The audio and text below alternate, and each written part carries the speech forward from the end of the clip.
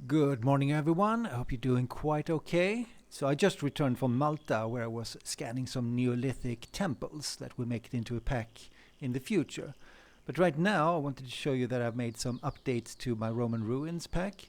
So I used to have 15 of these smaller ruin pieces here, but now I added another 25, so I have 40 in total. And that's quite a big update.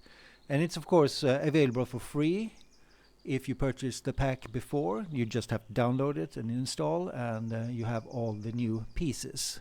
So that should create enough variety for your fantasy scene, or if you're actually building a Roman ruins scene. So I laid them all out here, and you can see that the variety is quite enough. You don't get the feeling that they are repeating or anything like that. So these are all 1 million polygons with a maximum of 4K textures, and I have the option of getting 2K textures and 1K textures as well, which I think is enough. Usually 2K for this is more than enough. But the question is also, now that Nanite has been out for quite some time, maybe it's time to start thinking about how to optimize the nanites. In the beginning it was I easily got carried away, or everybody did, that you could have like 4 or 8 million polys. But the thing is, it fills up the hard drive quite fast, and it does slow things down. Not the gameplay or anything like that, but just the time it takes to cook them and that kind of thing. So the question is, maybe we should start optimizing these as well. So I'm thinking if I should include a proxy version of this in the future.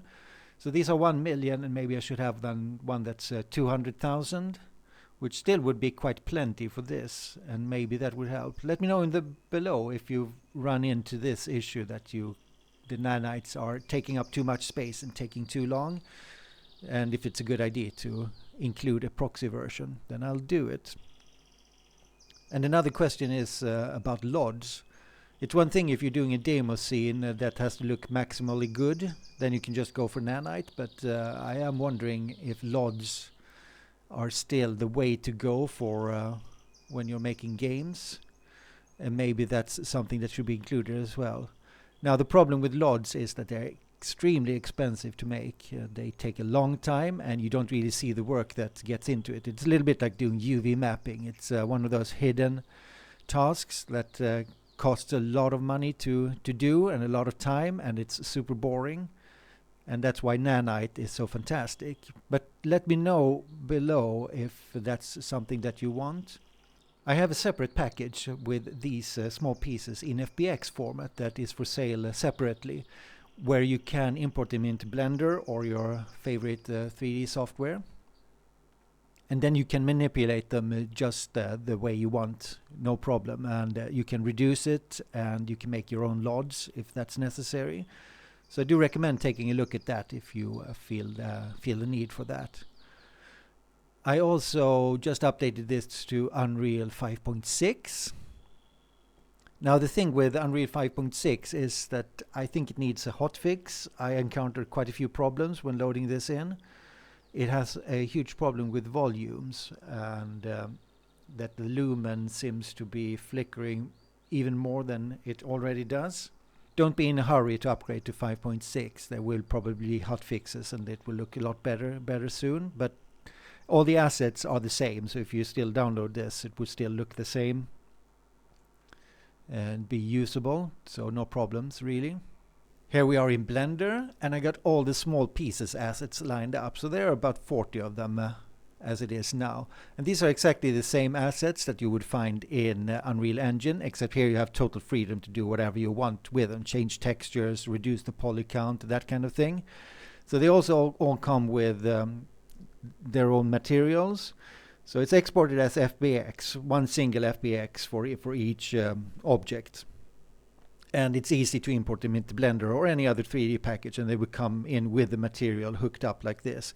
And you can then of course also import this directly into Unreal Engine and just create your own material and take it from there. So it just gives you complete freedom to change textures, slice them in half, do whatever you want to them, and yeah, so you have that freedom.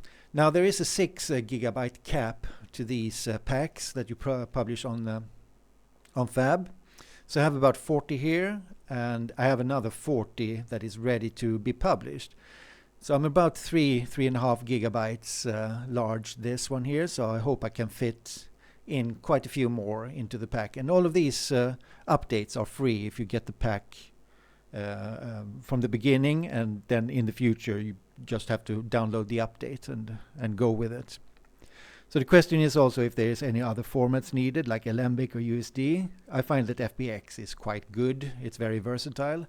But if there is a huge need for Alembics or USDs, I can do that.